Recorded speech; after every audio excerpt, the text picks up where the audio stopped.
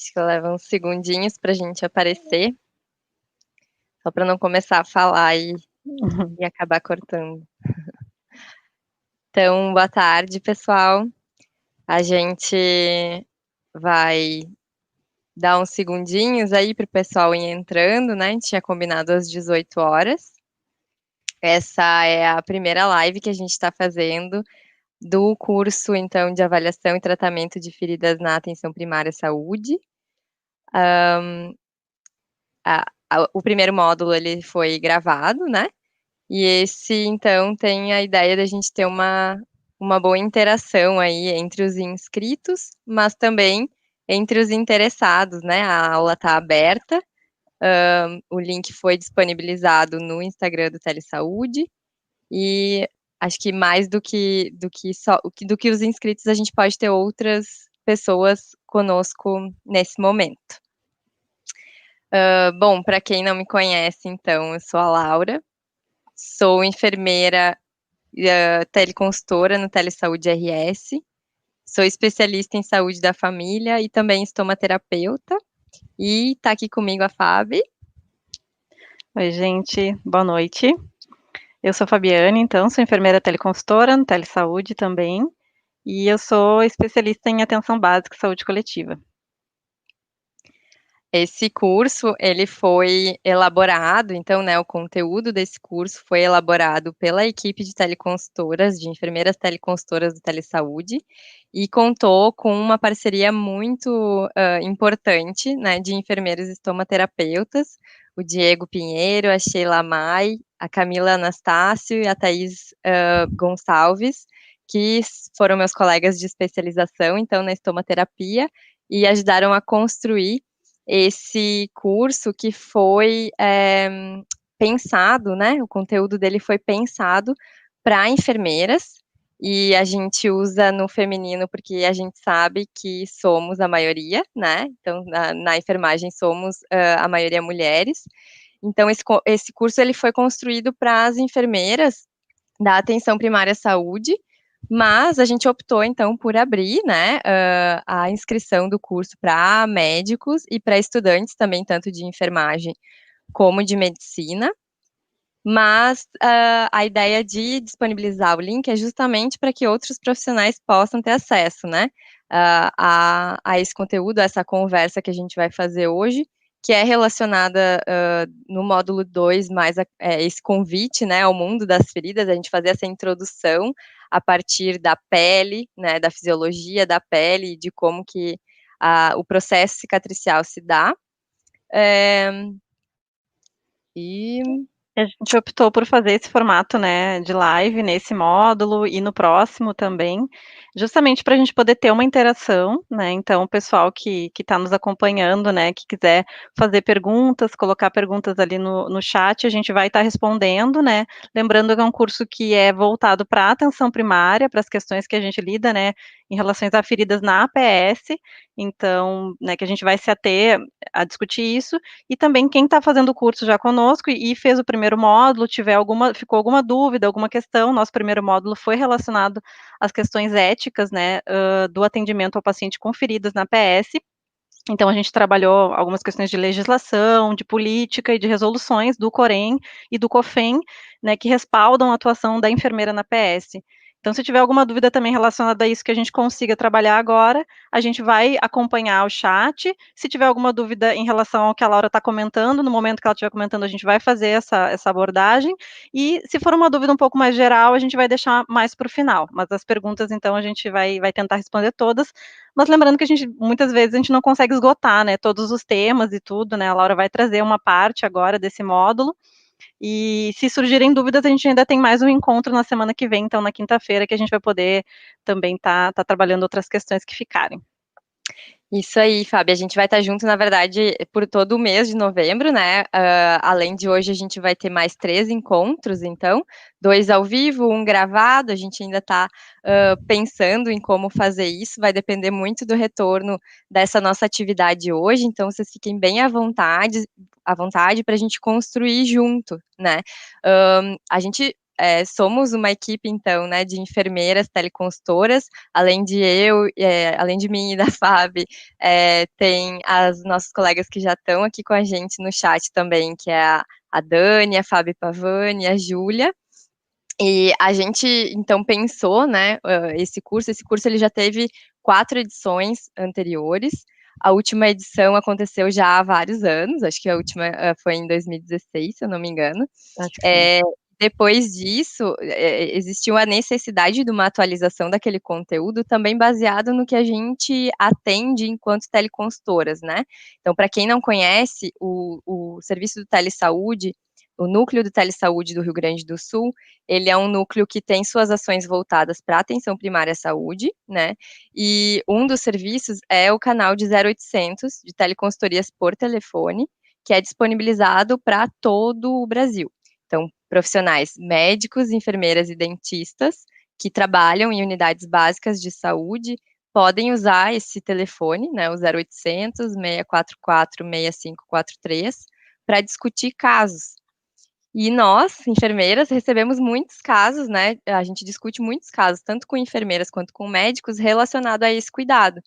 Então, a gente pensou em construir esse conteúdo baseado muito nisso, né? Nessas dúvidas que a gente atende, nesses casos que a gente atende, e essa interação que a gente procura proporcionar aqui é justamente para que vocês possam nos dizer da realidade de vocês, o que mais que a gente pode trazer para dentro desse curso, né? O que mais que vocês sentem falta no dia a dia da atenção primária de ter acesso tanto a conteúdo, né, quanto a evidência científica. O que não tiver proposto já dentro do conteúdo, a gente vai trazer para ou disponibilizar no Moodle ou conversar no nosso próximo encontro. Então, essa é a ideia, né, esse ambiente bem informal mesmo, de conversa, né? A gente só não abre os microfones, né, para todo mundo falar, porque daí a gente perderia um pouco da objetividade, talvez, né, do tempo também. A gente pensou num teto aí de 1 hora, né, da nossa conversa, mas a depender de como as interações acontecerem, a gente pode ampliar um pouquinho ou até terminar antes, se for o caso.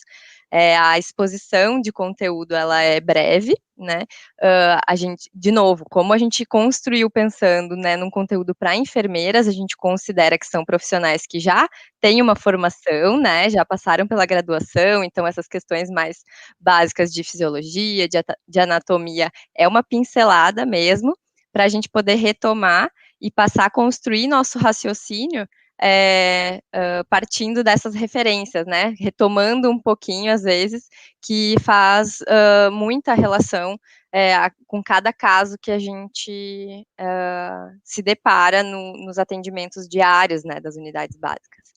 Então, Fabi? Sim, acho que é isso. Fiquem bem à vontade, gente, para colocar, né, ali no chat as dúvidas e a gente vai convencer, é para ser realmente um encontro, uma conversa, né, bem informal, assim, e é isso, a gente vai conversando, então. Então tá. Vou começar a apresentação, então, como a Fabi combinou, assim, havendo dúvidas, a gente para, conversa um pouquinho e depois segue, né? Tem essa proposição, então, né, de um convite a esse mundo de feridas, porque não é à toa que levou aí alguns anos para a gente conseguir fazer a atualização desse curso, porque a gente fica sempre querendo deixar ele, né, redondinho, perfeito, colocar tudo, abordar tudo, e é um mundo de coisas, né? É um mundo de conteúdo, e a gente não dá conta de colocar tudo. Então, optamos por iniciar e poder ter essa interação para ver o que mais, né, a gente agrega aí nesse mundo das feridas para qualificar o atendimento nas unidades básicas, das pessoas com feridas, e principalmente melhorar a vida das pessoas, que esse é o objetivo do Telesaúde, é o nosso objetivo aqui nesse curso também. Tá? Então, a gente acredita que é isso, para a gente poder, para que seja possível, né, estimular a prevenção, realizar a avaliação e o tratamento de feridas, né, a gente vai retomar esses conceitos e também sugerir aí algumas atividades, algumas reflexões para dar sentido para esse conteúdo que vai ser colocado aqui. Deixa eu passar aqui. Como todo mundo já sabe, a pele é o nosso maior órgão, né? E é um órgão com múltiplas funções.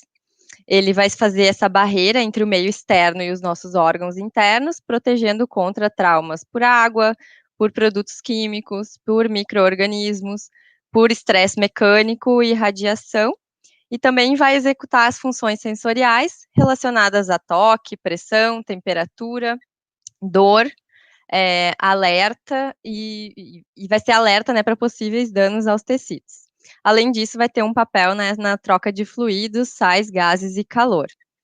A pele, ela atua como um regulador de temperatura por meio de mecanismo de feedback neural, que opera principalmente através do hipotálamo. Quando a temperatura da pele sobe acima de 37 graus, o suor vai ajudar a resfriar o corpo, extraindo esse calor, né, por meio do processo de evaporação. E se a temperatura da pele cai abaixo de 37 graus, o corpo vai agir, então, para conservar e aumentar a produção de calor por meio da cessação da transpiração, ao mesmo, e, desculpa, por meio da cessação da transpiração. Ao mesmo tempo, a pele aumenta os tremores e a secreção de norepinefrina, epinefrina e tiroxina para aumentar a produção de calor e causar a ereção dos pelos. Através da pele, a nossa mente, ela se comunica com o mundo externo. Então, certos estímulos, eles podem resultar em rubor, em arrepio, ou a pele em arrepios, a sensação do arrepio, ou ainda a pele arrepiada. A coloração da pele, como o rubor, ela é normalmente involuntária e vai ser desencadeada por estresse emocional, que pode estar associado ao constrangimento, à raiva ou até um estímulo romântico. A pele, então, e aí por que que a gente traz essa questão da temperatura, né, algo que vai interferir diretamente no momento que a gente faz o curativo, então, a gente resgata algumas coisas que depois na hora de discutir relacionado a um caso, elas vão fazer sentido, né, com o momento que a gente abre um curativo, o momento que a gente limpa esse curativo utilizando algum, né, o soro ou algum outro produto, ele vai mudar, ele vai alterar a temperatura da pele. E a gente precisa estar atento a isso, porque isso desencadeia uma alteração, né, no processo cicatricial. Além disso, então, a pele ela é um órgão endócrino e fabrica hormônios como a vitamina D, esteroides e hormônios tireoidiano para uso próprio.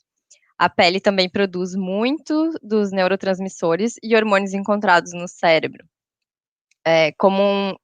Atua também como um órgão do sistema imunológico, né, porque ela pode liberar produtos químicos de sinalização poderosos, como a histamina, que vai ativar outros componentes do sistema imunológico, fazendo com que a pele fique vermelha e inchada na presença de material estranho, né, a nossa famosa alergia.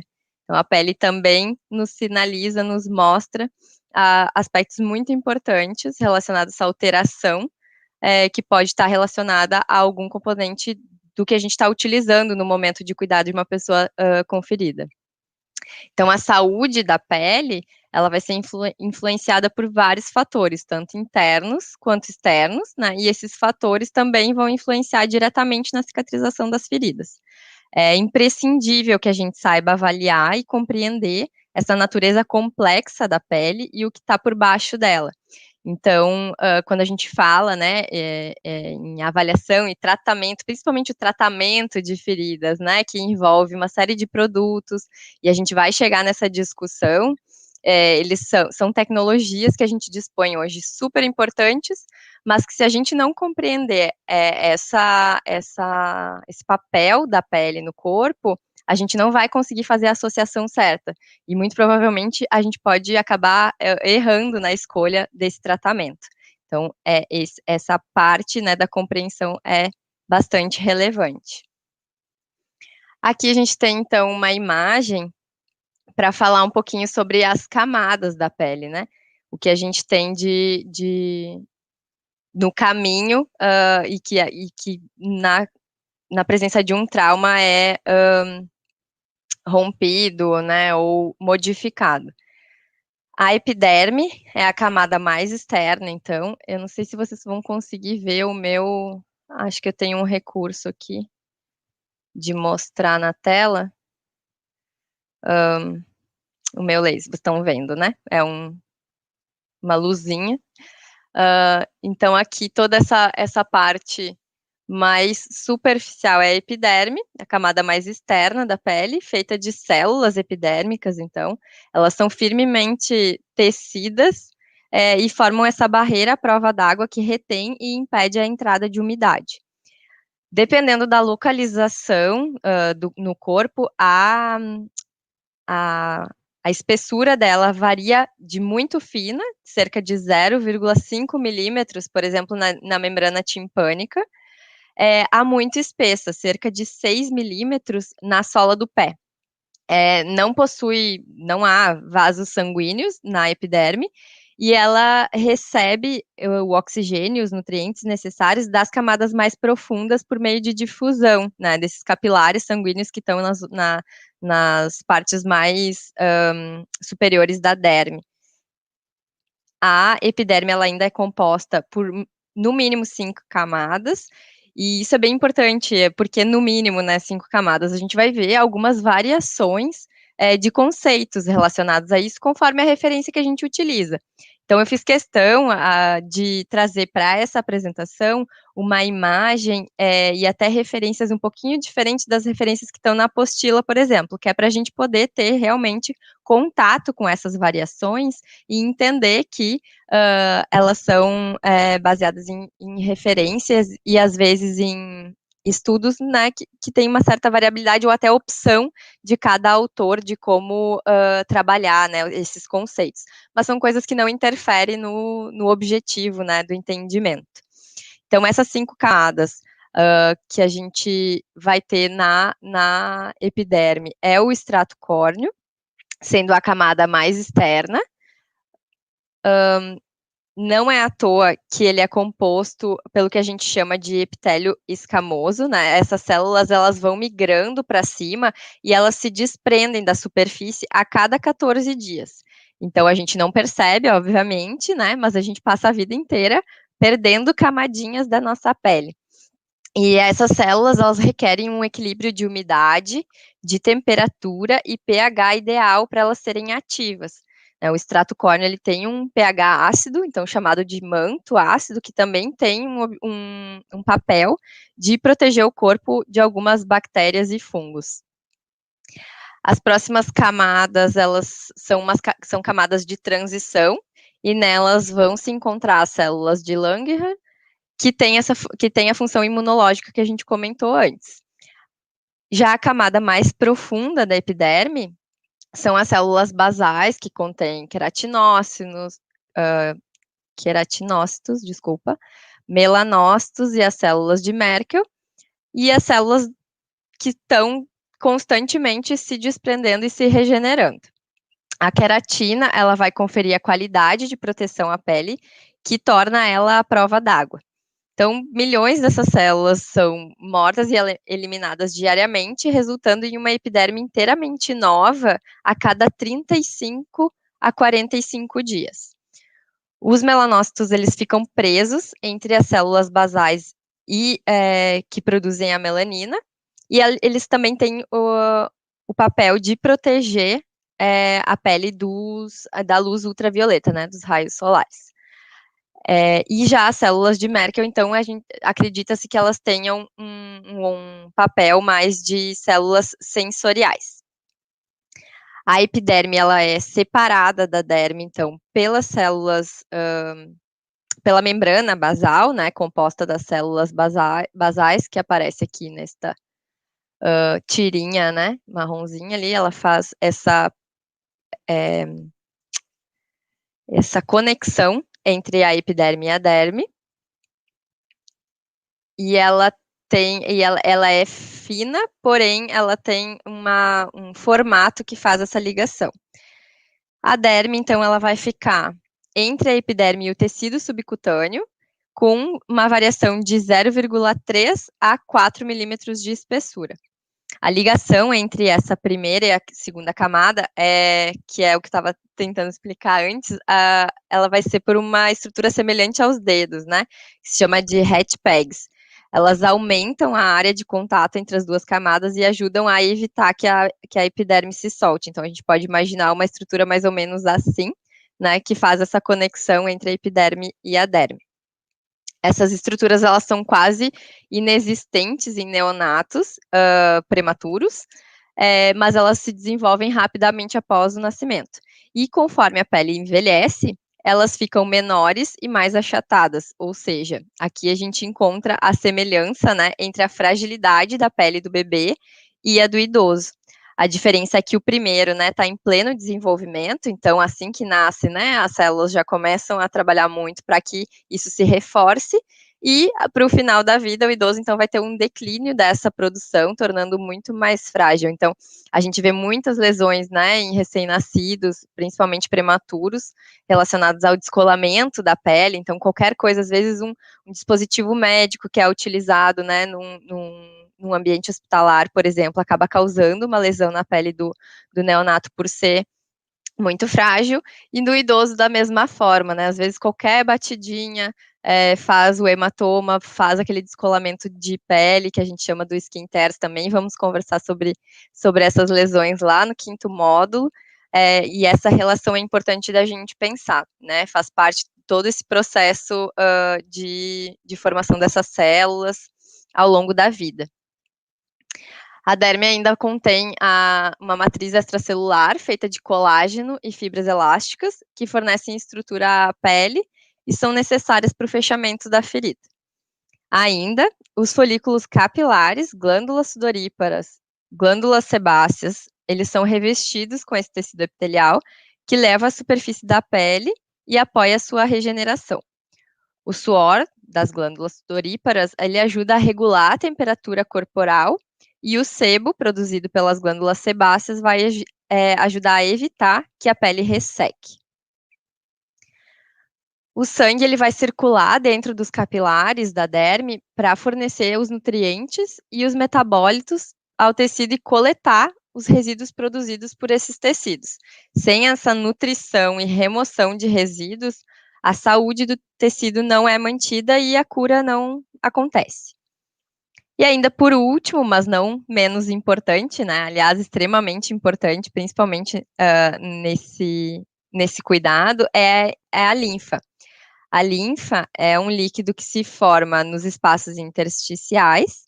Ela trabalha como um filtro das grandes moléculas, das quais os capilares sanguíneos não conseguem absorver. Então, esse fluido linfático consiste principalmente de água e o filtrado de proteínas, mas também pode incluir lipídios, metaloproteases de matriz, polissacarídeos, entre outros. Se houver algum desequilíbrio entre a filtração e a absorção, esse líquido se acumula no espaço intersticial e a gente tem o nosso famoso edema, né? Se houver disfunção linfática significativa, o edema tem alto conteúdo de proteína e ele é definido como linfedema. E aposto que quem já atende aí pessoas com feridas, né, tá lembrando agora daqueles membros inferiores edemaciados, muitas vezes já com a pele macerada devido ao extravasamento dessa linfa, né?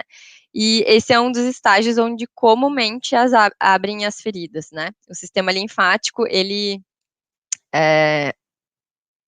quando ele não funciona bem, causa, então, aquele extravasamento, né? A gente vê aquela perna que parece que está suando o tempo todo, e isso acaba abrindo feridas, macerando e dificultando o processo de cicatrização também.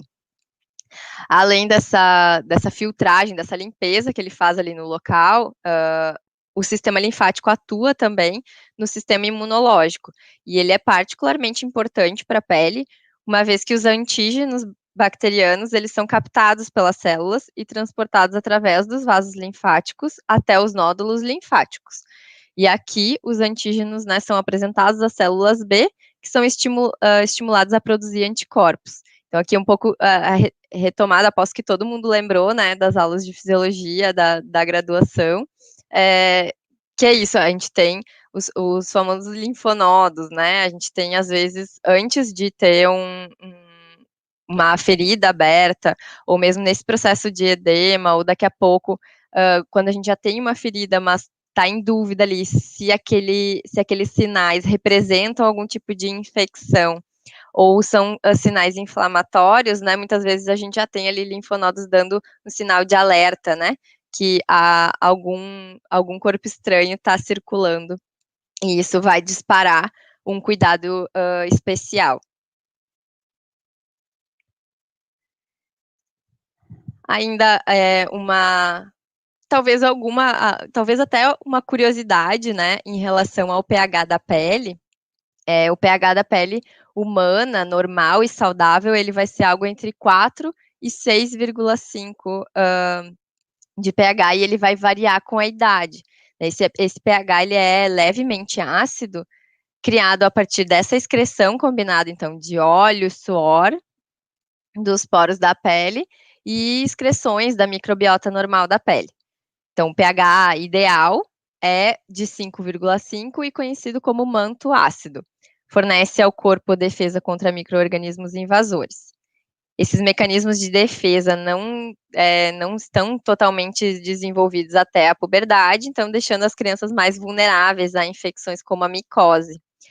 O pH da pele também influencia a homeostase de barreira, a coesão e a descamação, agindo sobre as várias enzimas dentro do extrato córneo. Então, a questão do pH está muito relacionado a essa proteção da pele, né? Então, quando a gente tem um desequilíbrio desse pH, muitas vezes, eu acho que há alguns anos já se tem um estímulo, hoje em dia não percebo mais tanto, mas de sabonetes, né, antimicrobianos, que tinham, então, esse poder, né, de mudar o pH da pele, mas também a questão do uso de um sabão neutro, né? Do quanto a limpeza excessiva da pele também pode nos trazer problemas, assim como a falta de hidratação, né? O ressecamento da pele.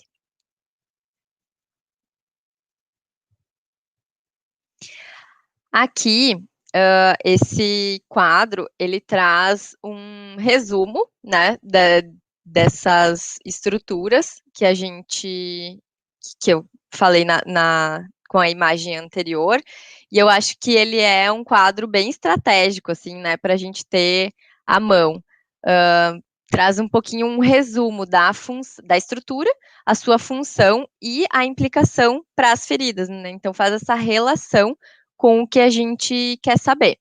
Então, a epiderme, ela vai oferecer essa proteção contra os traumas e danos do ambiente e organismos. E nas feridas, a abrasão vai ocorrer se a epiderme estiver danificada. A derme, então, fornece a flexibilidade e a força da pele. Então, sua implicação, né, para as feridas é o sangramento ocorre e aí a primeira linha de defesa do corpo é violada, né? A cura ela vai ser multifatorial. O sangue arterial vai fornecer oxigênio para o corpo e ali na região da ferida o fluxo arterial deficiente vai levar a isquemia e dificuldade de cicatrização. Aí isso é bem clássico, né, de diversos casos de ferida crônica relacionado a problemas arteriais. O sangue venoso, então, tem esse papel, né, de remover os resíduos metabólicos do corpo, e se a gente tiver, então, uma hipertensão venosa, vai causar esse edema e vai interferir na cicatrização também. O fluido linfático remove os resíduos e auxilia a resposta imunológica, e sua implicação, né, para as feridas é que o linfedema, ele geralmente acompanha o edema venoso, e o linfedema raramente é reconhecido e ele é mal compreendido. E aí, assim, mal compreendido por quem, né? Acho que principalmente pela pessoa que apresenta, mas também pelos profissionais, né? De não reconhecer a importância de não dar a devida atenção para esse sinal e principalmente como trabalhar com ele, né? Não vai ser só o cuidado tópico, não vai ser só o cuidado local que vai resolver um linfedema, né? A gente precisa aí de uma série de outras medidas, principalmente medidas de compressão, que hoje a gente sabe que é o que tem evidência científica para ajudar na cicatrização das feridas e que acelera a cicatrização das feridas. Passar para o próximo.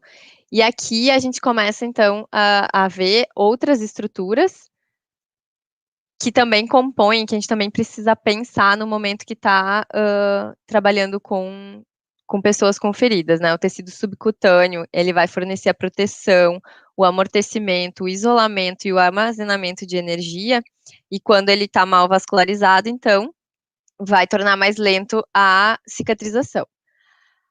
Aí outras estruturas que também podem estar envolvidas em alguns casos de lesão cutânea é a fáscia, né, que é aquele tecido muito fininho que recobre os músculos, ele dá a estrutura, a proteção e o suporte, então é ele que faz ele segura, né, o músculo.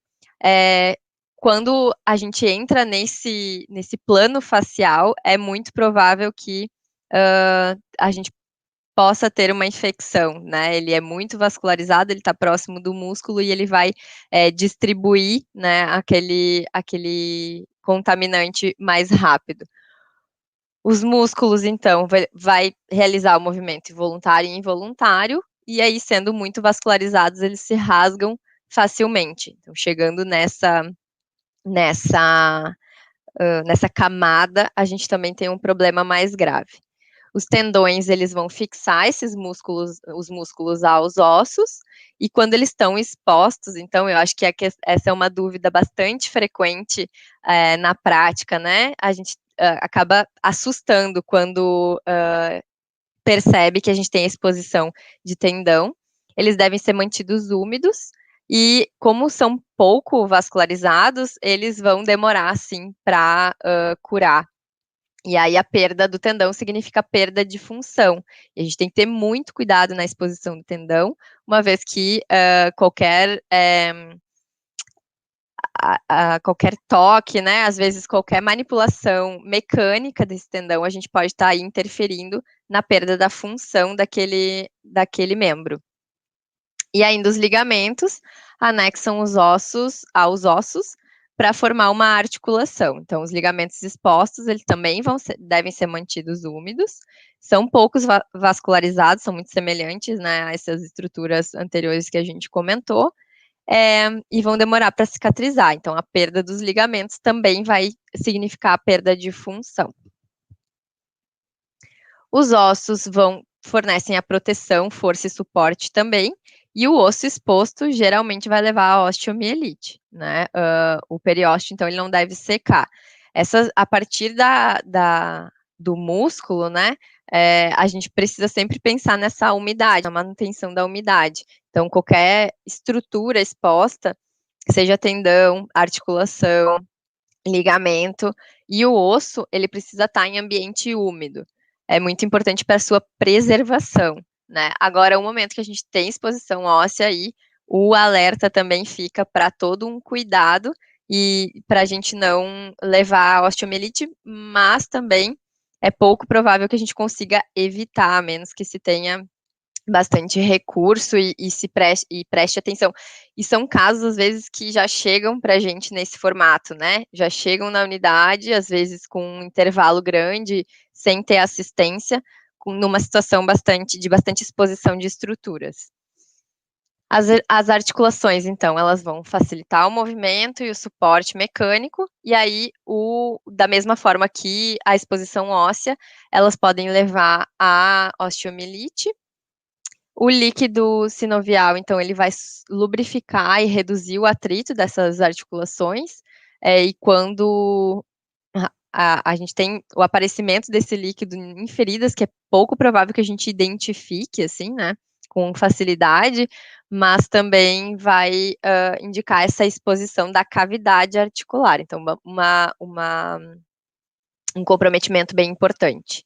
E ainda a cartilagem, que conecta esses ossos, né, e da mesma forma deve ser mantida úmida, e também tem um risco bastante grande da osteomielite.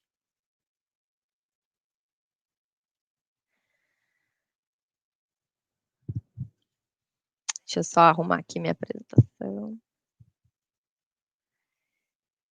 Então, aí a gente já falou um pouquinho das estruturas, da fisiologia, de como que funciona, e a gente chega, então, a essa situação de dano, né? No momento onde esse processo todo, ele é interrompido por diversas causas. Causas externas, sim, acho que isso é algo que a gente precisa pensar. Muitas vezes, nossos pacientes, inclusive, fazem relações, né, o aparecimento de feridas em função de algum trauma, picada de inseto, às vezes das coisas mais aleatórias que a gente pode pensar, mas quando a gente vai a fundo, vai fazer aquela anamnese, vai entender um pouquinho mais daquele processo, a causa talvez tenha sido interna, né? Uma causa, ele foi consequência de alguma doença de base, né, descompensada, e que pode resultar numa ferida. Então, aqui também é uma parte onde a gente pode encontrar algumas variações de referências, né? Mas as pesquisas sobre feridas agudas em modelos animais, eles mostram, então, a cicatrização em 4 fases. A hemostasia, a inflamação, a proliferação, que também é conhecida como granulação e contração, então a gente pode encontrar esses termos em outras referências, e a remodelação, também conhecido como maturação. Quando a pele é danificada ou ferida, ela tenta se regenerar para continuar a proteger o organismo maior. Dean Cain, que é um cirurgião plástico, ele criou uma analogia, né, de reparo de feridas que comparou a cura da ferida ao reparo de uma casa danificada. Assim como acontece com o reparo de uma casa, o processo ele depende do material certo, no caso as células, sendo entregues ao local, né, a ferida, da maneira certa e no momento certo. Então, um reparo bem sucedido, né, ele também depende do acesso às áreas danificadas, com os materiais de alta qualidade, então, suprimento de sangue adequado e um sistema imunológico ativo necessário, né, para fazer um trabalho bem feito. Aí, aqui, então, no quadro, essa analogia, né, achei interessante também, talvez não tanto para a gente, enquanto profissional, mas que a gente possa usar isso junto dos pacientes.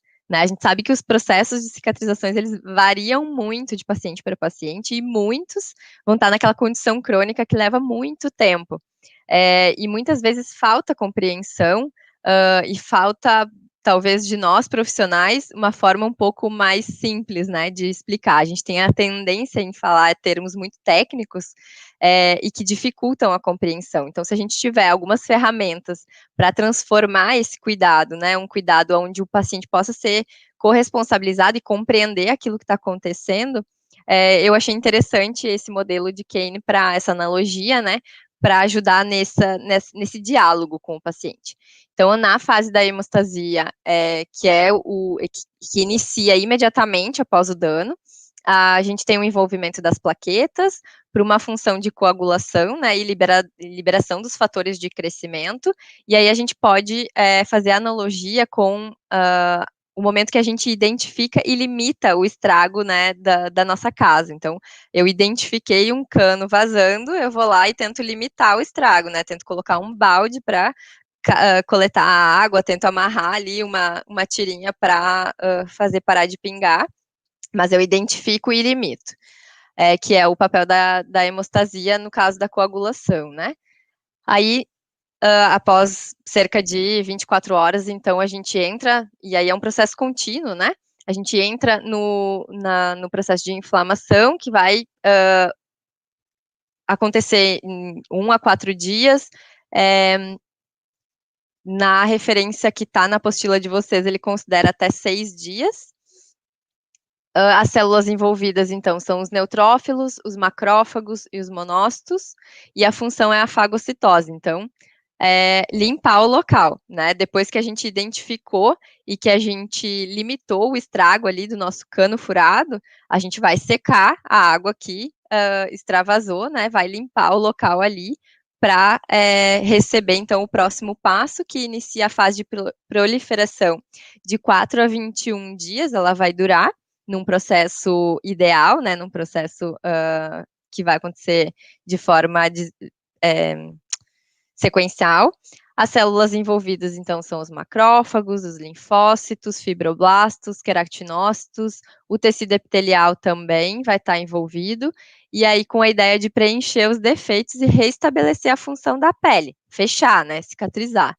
E aí, nesse momento, na nossa analogia, é o momento da gente recrutar os trabalhadores especializados para as ações específicas necessárias. Então, é o momento de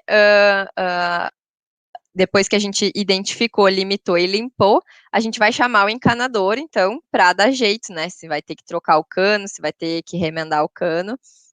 Esse é o momento onde ele vai entrar em ação. E aí, por último, que pode, então, iniciar após esses 21 dias da fase de proliferação, e pode levar até 2 anos, ou imagino que nos casos de muitos de nós profissionais, né, cerca de muitos anos de processos, com as células envolvidas, então os fibrócitos e os fibroblastos, e desenvolver resistência à atração. Desculpem, eu acabei falando errado, na verdade a gente acaba parando lá na fase da proliferação, né, e a gente não consegue alcançar a remodelação, que aí vai ser a reforma. Bom, a gente consertou, né, a gente fechou essa ferida, agora a gente tem aí todo um tempo e um cuidado, porque aquele tecido ele é um tecido novo, neoformado, ele é sensível, ele está fragilizado e ele precisa de muita proteção, né? Então, é comum a gente encontrar essas pequenas variações, mas acho que essa analogia ajuda essa compreensão e inclusive da gente mostrar, né, para os nossos usuários que têm feridas crônicas onde a gente está parado nesse processo e o porquê a gente está parado. Às vezes a gente está um pouquinho antes aqui na fase de inflamação, é bastante comum também. A vasoconstrição na fase da hemostasia, então só para a gente retomar esse processo, ela vai ser seguida de uma vasodilatação na fase inflamatória, então para proporcionar esse aumento do fluxo sanguíneo no local traumatizado. Clinicamente, a inflamação ela se apresenta com eritema, edema e calor, então frequentemente associado à dor, né? E esses sinais, eles são as respostas do corpo ao trauma. E eles podem, inclusive, ser confundidos com a infecção, né? A inflamação, ela é uma resposta normal ao trauma, e ela diminui à medida que o trauma é resolvido. Então, às vezes, a gente tem que ter um cuidado, principalmente nas feridas agudas, em relação ao uso de antibióticos, por exemplo, né? Às vezes, não vai ter necessidade, porque a gente precisa do processo inflamatório, a gente precisa que ele aconteça, né, para gerar essa cascata aí da cicatrização. Já a inflamação crônica, então, ela costuma ser o resultado de um trauma repetido, da hipóxia, ou ainda de corpos estranhos e bactérias persistentes, sendo a presença de bactérias persistentes a causa mais comum da inflamação crônica. É aí que o processo empaca, né, e as pessoas e a gente tem as pessoas com feridas de difícil cicatrização.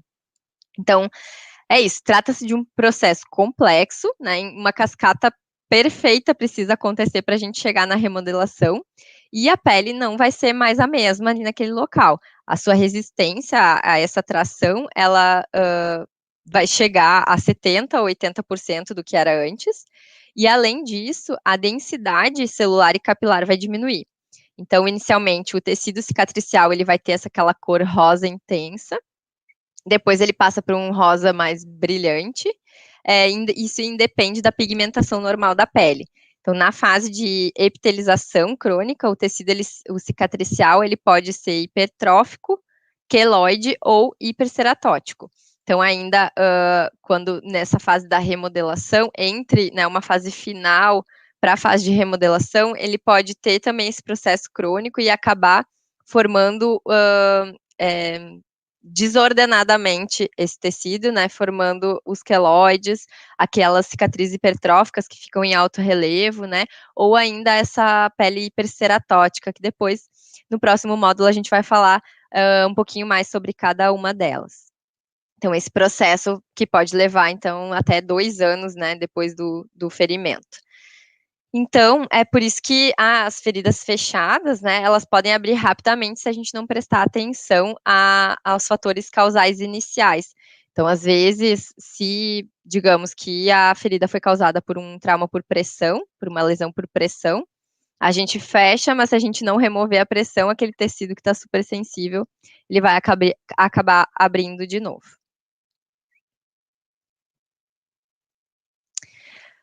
Pensando nas definições, então, desse processo, né, de reparo de feridas, as feridas agudas, elas cicatrizam em uma sequência normal e ordenada de reparo, e isso geralmente ocorre porque a causa da ferida foi removida, e aí está grifado justamente para a gente levar isso conosco para o resto do curso, tá? A gente precisa pensar na causa. E um ambiente ideal também, para a cura ele foi criado, né, para a cura acontecer. Então, o tempo de cicatrização vai depender também das dimensões da ferida, né, do tamanho dessa ferida. Já as feridas crônicas, elas são feridas que não progrediram, então, por meio dessa sequência normal, ordenada e oportuna, devido aos fatores não resolvidos que interferem na cura. Essas feridas, elas podem eventualmente passar pelo processo de reparo, sem restaurar e sustentar os resultados anatômicos e funcionais. Isso geralmente ocorre quando a ou as causas, né, ou os cofatores da ferida não foram corrigidos e não existe um ambiente ideal para cicatrização.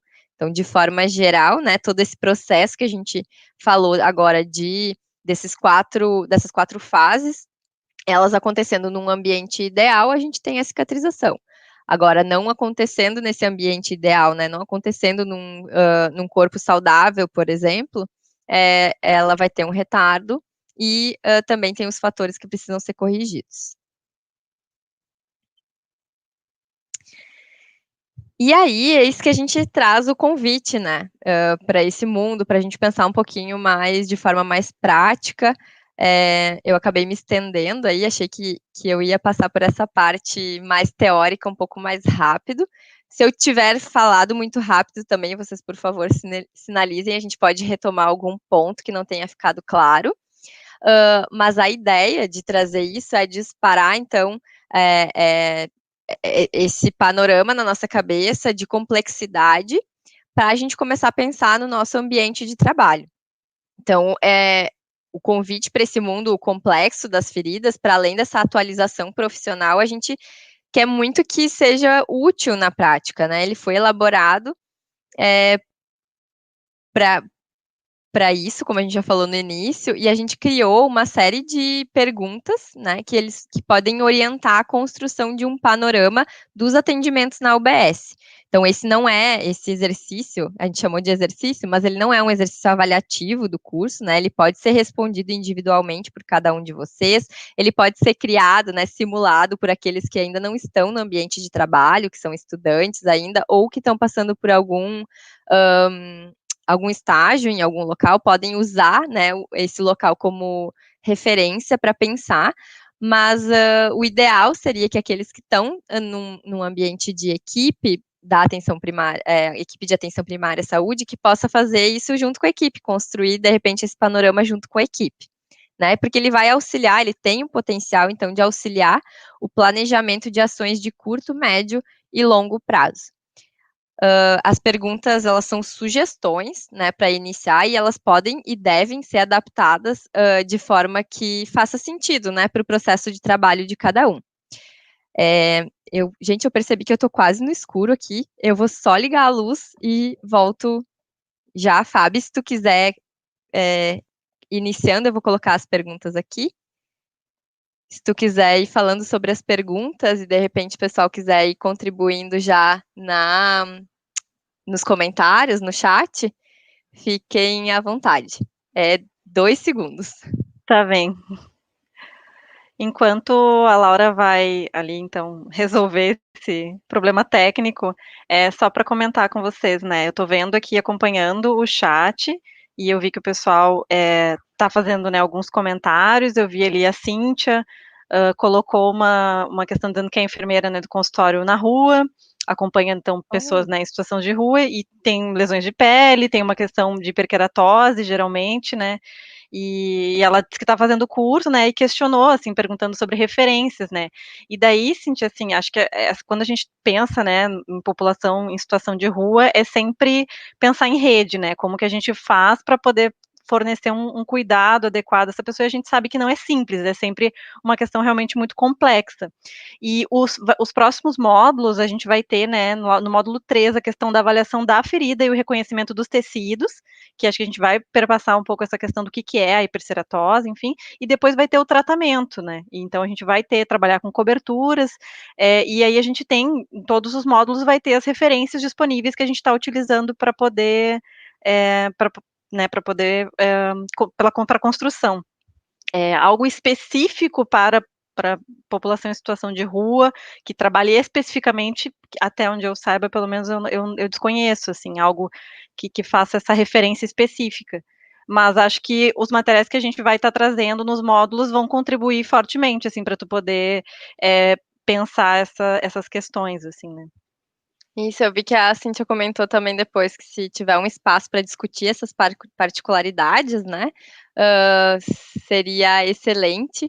E é isso, Cíntia, o espaço está aberto, né, a gente gostaria inclusive de identificar isso nas nossas teleconsultorias, né, eu não lembro de já ter atendido algum colega de, consultório na rua que a gente pudesse fazer esse debate, essa discussão dessas particularidades, mas sim, esse é o espaço, a gente pode sim, inclusive considerar. Especialmente o 5º módulo, a gente vai estar discutindo, fazendo a discussão de casos, e daqui a pouco essa é uma dica para a gente pensar aí em algum caso que tu queira discutir com a gente, e aí isso é importante ressaltar, né, essa ferramenta, vocês devem ter visto em todos os slides, num cantinho tem o nosso número, tá? Não esqueçam, essa ferramenta é para todos os enfermeiros e enfermeiras, médicos, médicas, de todo o Brasil, então quem tiver acesso, quem está aqui com a gente agora e quem tiver acesso a essa gravação depois, não esquece, esse número está disponível, a ligação é gratuita, pode ser de equipe de consultório na rua, pode ser equipe de unidade ribeirinha, pode ser UBS fluvial. fluvial, quilombola, indígena, está aberto para todo mundo, tá? Inclusive para os NASPs também. Então, a gente quer sim ter esse espaço de discussão e pensar nessas diversas particularidades. Mas como a Fábio falou, eu também não lembro nesse momento de alguma referência específica, não acho que vai ter grandes diferenças em relação à avaliação e ao tratamento da ferida, mas com certeza o tratamento integral, né, tem sim suas particularidades e a gente pode conversar sem problema nenhum. Sim, ela pergunta também o tempo da live, né, acho que a Laura falou inicialmente, vai durar em torno de 1 hora e 15, ali a gente, né, pra gente poder, finalizar essa parte ali que a Laura vai trazer agora dos instrumentos. E daí depois também a gente fica aberto para comentários, podem comentar no chat, e dúvidas, tá aberto. Isso. Pode projetar então de novo? Essas perguntas estão na apostila também, né, então não se preocupem em anotar ou em gravar elas, né, a ideia é justamente, proporcionar essa discussão, né, então a gente dividiu em 3 categorias, né, uma categoria mais de perfil, então a gente pensar quantas pessoas necessitam de curativos na área adstrita à sua UBS, quantos curativos são realizados por dia, por semana, por mês pela equipe? Quantas pessoas realizam seus curativos na UBS? Quantas pessoas com feridas são domiciliados e acamados? Os cuidadores que realizam os curativos no domicílio, né, eles receberam algum tipo de treinamento, e aí o treinamento pela equipe da atenção básica mesmo. Quais são as etiologias mais comuns dessas feridas? Então, a gente atende mais feridas agudas, né, proveniente de queimaduras, tem muito acidente na minha área, ou não, são mais feridas crônicas, e dessas feridas crônicas, né, quais são as etiologias? São mais feridas relacionadas à insuficiência venosa, arterial, são lesões por pressão, porque eu tenho muitos acamados na minha área, então fazer esse panorama, e se estão ocorrendo ações de prevenção e acompanhamento da causa base dessas feridas. Estava esperando já passar o slide, mas é eu que tenho que passar, peraí. Aí, o segundo bloco, então, relacionado a materiais, se existe um controle da quantidade de materiais utilizados para a realização desses curativos, os materiais dispensados para a realização de curativos no domicílio, eles são suficientes? Eles sobra materiais? Que a gente quer dizer com essa pergunta, né? Às vezes tem algumas unidades que têm uma característica onde muitas pessoas buscam materiais para fazer os curativos em casa, né? Seja pelo cuidador, enfim, ou a própria pessoa faz o seu curativo, a depender, né, da localização. E essas pessoas, elas chegam a devolver materiais porque sobra, ou ainda o que a equipe organiza como materiais para entregar, ele sobra, mais ou menos nesse sentido, tá? Quais os materiais que a UBS dispõe para a realização de curativos? Os materiais disponíveis atendem à demanda da unidade, então, relacionado aqui à variedade de produtos. E a quantidade de materiais solicitados, então, pela equipe, se ela está de acordo com a demanda. Por que a gente pergunta isso, né? Não, a gente tem a tendência a achar que unidades básicas de saúde têm pouco recurso, né? Recebe pouco material. Até pode ser uma questão de variedade, talvez a gente não tenha tanta disponibilidade na atenção básica. Mas, muitas vezes, aquilo que a gente recebe em o pouco que a pouca variedade que a gente recebe em excesso. E às vezes vai coisa fora porque venceu, né? Ou, enfim, fica lá acumulando pó. Então, tem que mesmo ter esse cuidado de pensar na realidade da demanda, né? Ou às vezes, eu estou solicitando muita sulfadiazina de prata, por exemplo, tem de balde aqui na unidade sobrando, sendo que a sulfadiazina a gente vai utilizar muito exclusivamente, assim, restritamente para queimaduras, por exemplo, mas eu atendo aqui um acidente por queimadura a cada semestre, né? Então, é esse raciocínio que a gente gostaria que vocês fizessem relacionado ao seu ambiente de trabalho. E aí, o terceiro bloco é relacionado à organização. Sou eu que tenho que passar. Relacionado à organização. Então, como que está organizado o fluxo de atendimento e acompanhamento das pessoas com feridas na sua UBS e de que forma você pode melhorar esse fluxo. Então, é isso que a gente também quer ter espaço, né, para conversar aqui, para interagir, pensando formas. Antes da gente pensar, né, em melhorar fluxos, a gente precisa conhecer, fazer esse diagnóstico, né, fazer esse panorama, conhecer quem são as pessoas com feridas na minha unidade, quais são as condições que elas apresentam, o que eu tenho disponível para ela e como eu estou me organizando para atender essa pessoa. As feridas, elas são causas, agora não vou saber dizer exatamente o dado, mas elas são causas importantes de afastamento do trabalho, né? A gente tem muitas pessoas jovens que apresentam feridas e feridas que cronificam e acabam gerando dificuldades e comorbidades, enfim, agora me fugiu a palavra, mas são causas importantes e são causas sensíveis à APS, então a gente precisa tentar estabelecer tudo isso, conhecer para poder daí, então, agir de forma preventiva, né, de forma preventiva, inclusive, nos fatores de risco para feridas. Mas, enfim, não vou esgotar tudo isso agora, a gente vai discutindo e construindo isso junto ao longo do curso. Fiquem bem à vontade também para discutir essas questões através do 0800, né, com as gurias. A gente, se ficar alguma dúvida, estou aqui com as perguntas, eu estou tentando organizar esses dados aqui na minha unidade, mas não ficou claro para mim algum item, então vocês, por favor, nos acessem.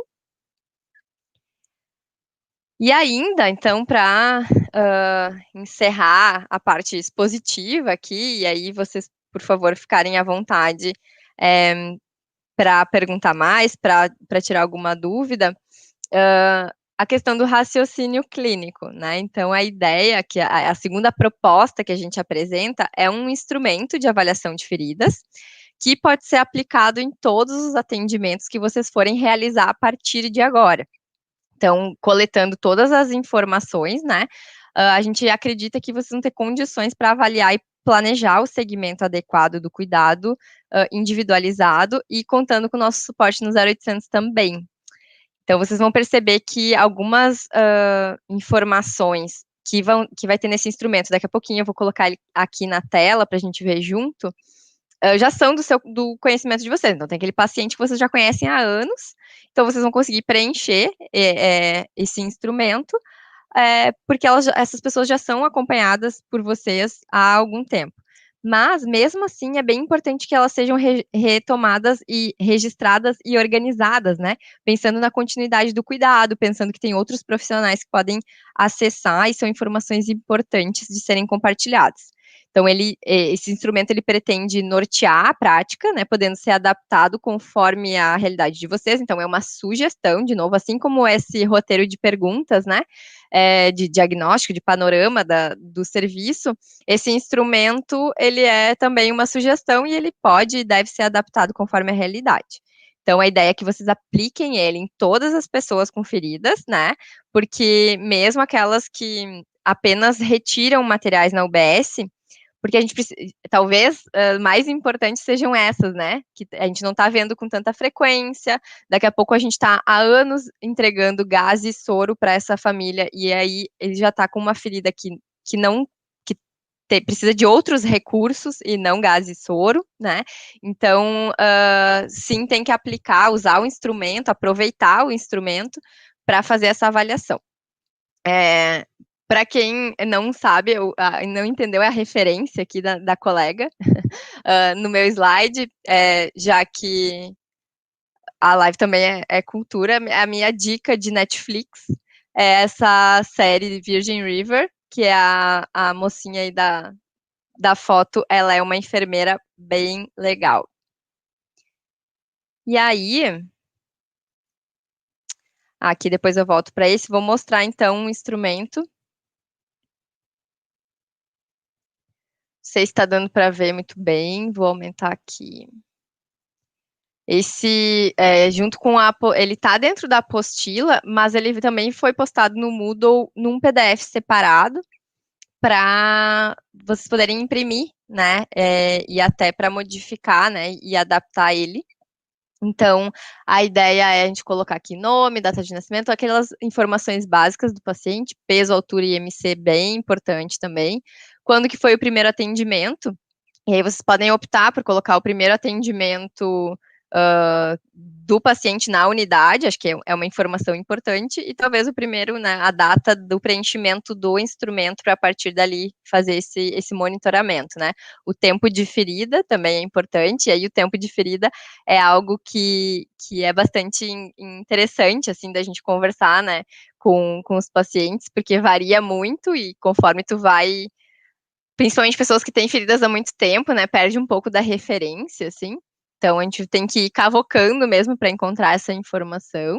E sobre a mobilidade, né, do paciente, se ele vem até a unidade fazer esse curativo ou se ele faz em casa. Então, aqui está orientando, né, a gente vai utilizar um instrumento para cada ferida, né, então, às vezes, um paciente pode ter 2 feridas, e aí elas podem estar em estágios, momentos diferentes, então, a gente precisa muito lembrar que cada ferida tem seu tempo, então cada ferida vai ter que ter uma conduta, por mais que o paciente seja o mesmo, né. E aqui a gente tem colunas, então, pensando na etiologia, tem algumas aqui que são as mais comuns, né, as mais, que aparecem com maior frequência, e isso também vai variar de acordo com a região, por isso que a gente colocou aqui no finalzinho outra, né, um espacinho pra gente acrescentar. Se tem histórico de amputação, então relacionado, né, à etiologia, as comorbidades, que são sempre muito importantes a gente conhecer as doenças de base desse paciente, o número de vezes que ele faz curativo, então se é na unidade, se é no domicílio, ou se é em ambos, às vezes, né, vem uma vez na unidade, uma vez a gente consegue ir na casa dele para fazer. O material que está sendo utilizado, então também, né, colocamos aqueles materiais que são encontrados mais comumente nas unidades básicas de saúde, com espaço para a gente ir acrescentando aquilo que tiver disponível na unidade de vocês. A localização, então, né, um corpinho para a gente, é um registro de memória também, né, a gente espera cicatrizar, então que isso fique, a gente saiba depois identificar em que local, até para ver recidivas, né. as características da ferida, então medidas, largura, comprimento. E claro, né, pessoal, isso aqui é um recurso que o ideal, inclusive, é que vocês tenham ele de forma eletrônica, né, para a gente não precisar imprimir toda vez e gerar, né, aí um monte de papel, mas que a gente possa fazer isso e deixar salvo num ambiente eletrônico, ou então estipular uma frequência. Vocês vão ver que depois no final ele tem ali um espaço também para escrever. E identificar, eu vou fazer essa avaliação completa, até para ver se se houveram mudanças, né, de uma avaliação para outra a cada 15 dias, por exemplo, que é um tempo que a gente costuma utilizar, meio padrão, dependendo do tipo de ferida, para avaliação da conduta, né, 15 dias, uma semana, a depender da situação. Então, essa ferramenta também, ela pode ser utilizada, mas tem pessoas que a gente faz o curativo todos os dias, né, vem todos os dias na unidade para fazer o curativo, e não necessariamente a gente vai preencher todo o instrumento todas as vezes que ele vier, né? A ideia é que ele seja um recurso para a gente conseguir fazer essas avaliações e comparações. Ainda aqui, então, características da ferida, né? Então, quais as estruturas que estão comprometidas, e aí vem lá a primeira parte aqui da nossa live, né? De quais as estruturas que estão envolvidas nessa ferida, as características do tecido, e aí essa segunda parte aqui é o que a gente vai falar no próximo módulo, né? Para a gente conseguir começar a fazer essa identificação da presença de tecidos e da característica desses tecidos. Só para vocês saberem que já está aqui disponível nesse instrumento, quem já quiser, né? Tenho certeza que muitos de vocês já trabalham com feridas há muito tempo e que vão saber usar esse instrumento muito bem. Já podem começar usando, e na próxima semana a gente pode discutir ele, o quanto ele foi útil, o quanto ele deixou a desejar em algum ponto para a gente poder acrescentar, e também estimular que esses casos que vocês aplicarem o instrumento, que vocês possam ligar para o 0800 e discutir também conosco, e a gente poder ir acompanhando junto ao longo do curso. E aqui mais esse pedacinho, então, de registro, né, que daí pode ser utilizado conforme vocês acharem melhor. De rotina, às vezes a gente sabe que o enfermeiro ou o médico, eles avaliam, fazem algum curativo, mas depois a sequência quem dá são os colegas técnicos de enfermagem, mas que a gente não perca de vista, né, esses pacientes e a necessidade de reavaliações. Né, uma conduta, ela pode, uma ferida dinâmica, né, e ela pode necessitar de mudança de conduta de uma semana para outra. Então, a gente tem que estar bem atento mesmo, é um cuidado, né, uma das coisas que a gente faz na atenção primária que merece muita atenção, como todas, né, mas tem uma demanda muito, muito significativa em alguns lugares. Então, pessoal, acho que era isso para hoje. Já chegamos, já passamos do nosso teto de 1 hora. Fábio, temos. Sim. A gente tem Tem que me o pessoal. cortar, senão eu falo demais. Não, mas olha, tá dentro. A gente fez 1h07 e a gente tinha falado um teto de 1h15, então tá tudo bem. Então, tá bom. E eu sabia que estava acabando também, então tranquilo. O pessoal comentando, dizendo, né, elogiando o curso, dizendo, enfim, botando que o curso é didático, que estão gostando, né, quem está fazendo. A live vai ficar disponível, pessoal, no canal oficial do Telesaúde, no YouTube, a partir de amanhã. Para quem está fazendo o curso, já está dentro do link que está lá dentro das apostilas, já está disponível, mas para pessoal que não está fazendo o curso, só está acessando a live, vai estar disponível a partir de amanhã no canal oficial do Telesaúde no YouTube. E em relação ali as questões, tem uma questão, Laura, da Sara, ela trouxe assim que ela é do interior da Bahia, que ela tem um alto índice de pessoas com leishmaniose tegumentar, e ela queria saber se vai ter alguma abordagem em relação a essas lesões causadas pela patologia, daí no Claro. curso. Então, Sara, é muito legal tu trazer isso, assim, porque são, como eu disse antes, né, a realidade de cada local para a gente poder agregar no curso. A leishmaniose, ela tem todo uma abordagem específica, principalmente relacionada. A gente só vai conseguir avançar, né, na cicatrização da leishmaniose se o paciente estiver sendo tratado sistemicamente para essa doença, né? Então, enquanto ele estiver no tratamento, a abordagem da ferida, ela não vai diferir é, é, desses princípios. A gente vai ter que identificar quais são os tecidos presentes naquela ferida, o que ela está necessitando, né? Se está necessitando mais de umidade, se está necessitando de desbridamento, mas nos casos da leishmaniose, o principal vai ser o estabelecimento do tratamento sistêmico, e o paciente estando tratado, a gente vai lidar com a ferida como a gente lida com todas as outras feridas crônicas. Então, acho que vai ser bem legal, Sara, se tu puder trazer as tuas experiências, né, os teus casos para a gente discutir, tanto no 0800 quanto aqui na live. Acho que, de novo, né, o quinto módulo, principalmente, tem essa ideia de a gente fazer discussões, mas acho que, considerando essa situação, a gente já pode falar nos próximos, ou até agora, se tu estiver disposta a compartilhar alguma situação mais específica. Mas é isso, de uma forma geral, precisa estar tratado para a leishmaniose, né? E a abordagem da ferida vai fazer muito semelhante à abordagem de outras feridas crônicas. O pessoal também, acho que foi até a Mara também que perguntou, né, em relação se o 0800, se o contato para fazer a teleconsultoria poderia ser via WhatsApp. E, na verdade, é apenas pelo 0800, é só por via telefônica, né, e pode ligar. O nosso serviço, ele funciona das 8 da manhã às 8 da noite, sem fechar ao meio-dia. Então, se tu não tem, às vezes, na unidade, né, como ligar, que, enfim, a gente sabe que não é o ideal, mas daqui a pouco sair da unidade com o próprio celular, às vezes a gente consegue, né, pode fazer contato também. Então, mas infelizmente via WhatsApp a gente só tem o envio de fotos quando a gente está discutindo por telefone, né? Isso, bem importante frisar, né, Fábio, que a gente usa sim a ferramenta do WhatsApp, mas para o compartilhamento de imagens, e a discussão ela é feita só por telefone. Tem questões éticas relacionadas a isso, né? A gente está discutindo informações de um paciente, então a gente ainda não tem muito bem estabelecido. Acho que agora a gente vai ter vários avanços em função da pandemia para a telesaúde, né, no Brasil, mas a gente também tem que ter esse cuidado, né? Então, as discussões elas são feitas por telefone, elas ficam gravadas, elas são passíveis de auditoria, né? Elas têm um registro, e o WhatsApp é utilizado para esse compartilhamento de fotos, que fica vinculado, então, a essa discussão que a gente faz no 0800.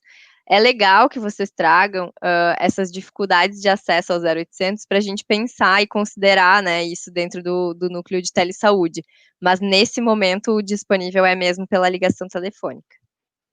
Isso. E é isso, acho que o pessoal ali só comentando, a Carolina também colocou que talvez seria interessante acrescentar a data do preenchimento no instrumento, né, isso é bem importante até para fazer esse acompanhamento. Isso, acho que faltou ali um espacinho específico, né, para a data do preenchimento, acabou ficando só a data do atendimento, né, do primeiro atendimento, eu acho. Sim. E é É isso, acho isso. que sim, basicamente. Aí a gente fica Olha também aí. para as próximas, né, a questão da discussão dos casos, né, a colega ali que trouxe a questão da leishmaniose, a quem trouxe a questão da população em situação de rua, que a gente possa trazer, né, nas próximas, então, essas discussões de caso, trazer algumas coisas para a gente poder discutir e aprender Sim. junto. Isso aí, o próximo módulo, né, identificação dos tecidos. Acho que vai ser bem legal ter essas contribuições. Ó, a Mara tá complementando. Falei com você sobre isso em Brasília, da possibilidade de incluir o WhatsApp. Ah, olha só, é as pessoas que a gente vai encontrando na vida, Mara. Então, eu sei, a gente sabe que existe uma dificuldade de acesso, às vezes, ao telefone por uma questão de sinal, enfim. E sim, são coisas que outras pessoas também trazem, né? E a gente vai acrescentando aí, quando puder, usar essa ferramenta para as nossas teleconsultorias, certamente a gente vai estar divulgando. Mas por enquanto é isso. Aproveitem, né? Usem bastante, a gente está disponível esperando a ligação de todo mundo. E é isso, vamos bater a meta antes da 1h15, estamos com 2 minutos ainda, aproveitem. Tá, ali acho que tá como o nome de Arthur, mas botou meu nome é Luciana, sou enfermeira em UBS, consigo ter acesso ao primeiro módulo? Sim, consegue. Eu vou botar aqui de novo o link para poder acessar, quem quiser se inscrever no curso, né? Ainda está aberto, as inscrições ainda estão abertas, então é só entrar nesse link que eu vou disponibilizar aqui agora, e aí para poder se inscrever e vai ter acesso ao primeiro módulo, e aí vai poder fazer o curso todo. Certo. Tem gente aqui no chat já, a Carol Lobato, que é nossa parceiraça de 0800, a gente discute bastante coisa. Então, um beijo, Carol.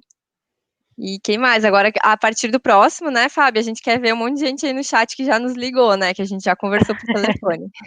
Sim, por favor. E tragam casos, né? Tragam as questões, bem como as meninas já trouxeram hoje, essas questões que são mais específicas, E, justamente para a gente poder ir construindo junto, né? Porque não existe uma fórmula pronta, a gente vai construindo na prática e nas discussões mesmo com a teoria. então tá certo. A Juliana também, só último recadinho, que trabalha 9 anos na PS e o que mais atendo é pé diabético e úlcera venosa. Exatamente. A gente Está sabe, nos né, que nossos doença casos crônica a serem é uma discutidos, Juliana. Fica com a gente que a gente vai falar aí desses pés e dessas úlceras venosas. Certo, então, vamos finalizar, senão a gente vai vamos, conversando, senão a gente né? fica até Fica aí. então tá, Um gente. beijo, pessoal. Até a próxima. Até semana que vem. Até semana Tchau, que vem. tchau. Obrigada, Fábio. Tchau, que agradeço.